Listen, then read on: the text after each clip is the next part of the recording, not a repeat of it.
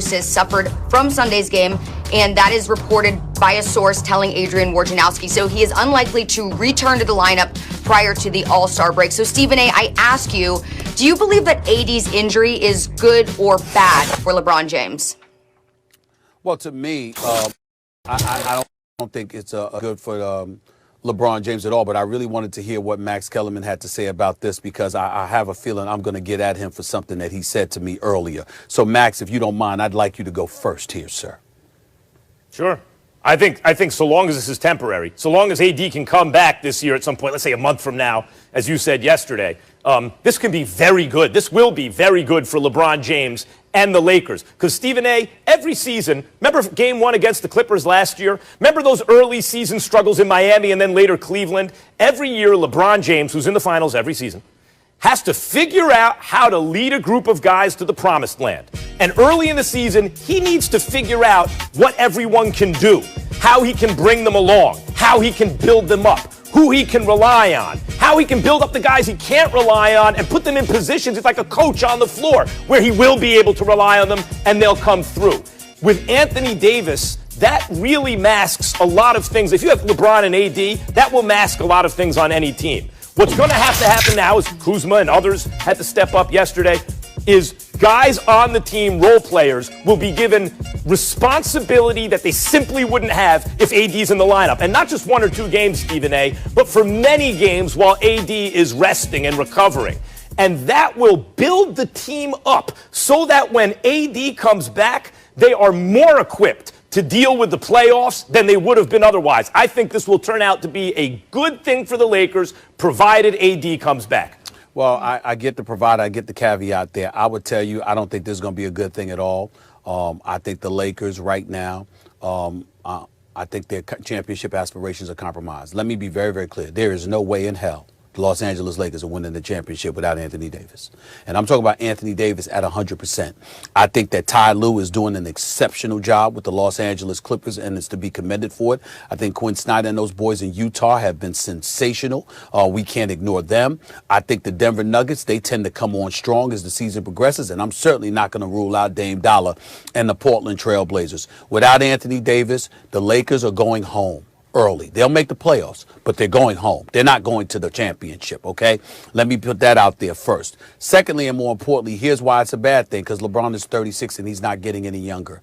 And the reality of the situation is that he's going to be out there on the court trying to carry a load and having to carry a heavier load than he had anticipated. Now, is he equipped to deal with it for a season? Sure. But who knows what kind of toll that's ultimately going to take on him and his body moving forward. Because if I'm the Los Angeles Lakers, Max Kellerman, I'll leave Anthony Davis out at least a month. Here's where I get scared.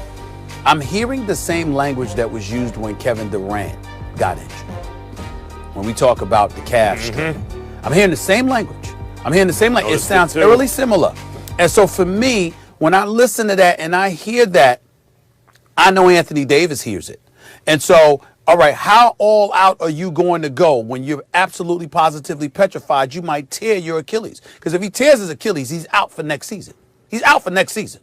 Not just this year. He's out for next season as well, with LeBron being 37 years of age. So to me, if there's any way that I can do this, if you were to tell me, Max, if Anthony Davis sits out for the rest of the season, he'll be fine moving forward.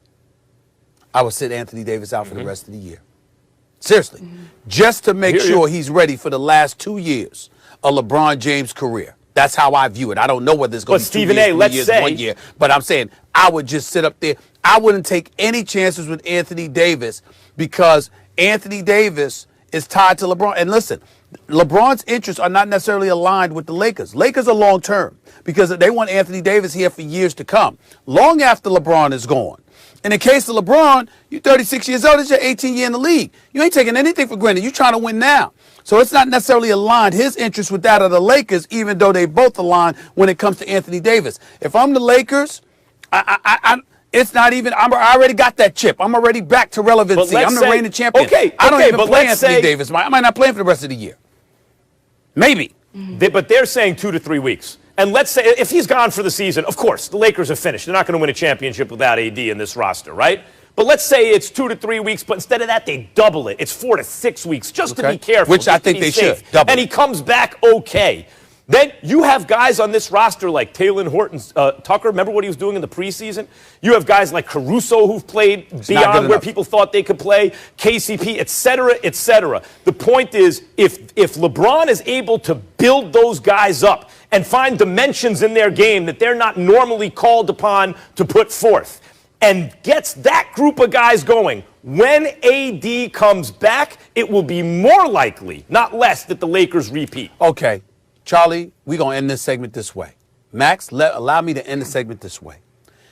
If Anthony Davis is any less than 85%, there is no way in hell the Lakers are winning the championship. I promise you that. Yep. Now, you can debate whether they come out of the West or not, and I don't think they'll do that. But they damn sure ain't beating the Brooklyn Nets, who I believe is going to the finals.